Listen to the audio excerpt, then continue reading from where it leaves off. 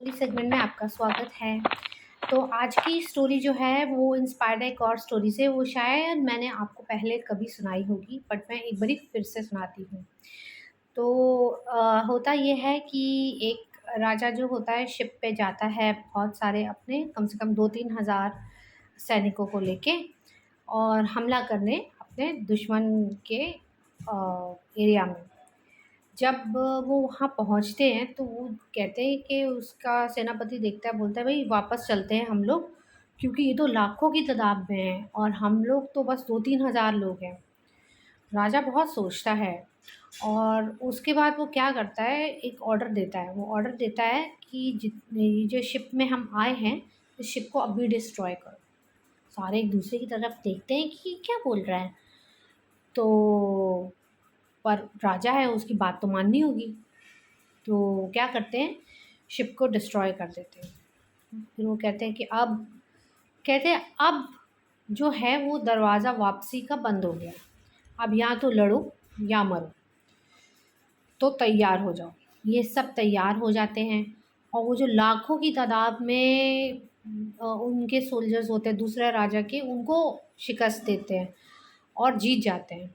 और उसमें राजा उनको ये कहता है कि अगर तुम्हारे पास पीछे मुड़ने का ऑप्शन रहता तो शायद ये जीत तुम कभी अ, देख नहीं सकते थे।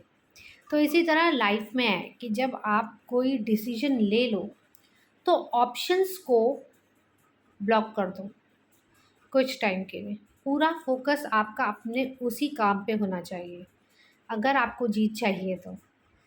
और ये सब कुछ मेरे साथ भी ऐसा हुआ है कि मैंने भी जब डिसाइड किया था कि अब मैं क्विट करती हूँ ऑफ़िस जाना और मैं यूट्यूब शुरू करती हूँ, तो बहुत बार ही दिमाग में आया कि भई छोड़ो, चलो वापस चलते हैं अपने गाँव और जॉब करते हैं। बट फिर जब डिसीज़न ले लिया तो ले लिया, आगे बढ़ते चले गए।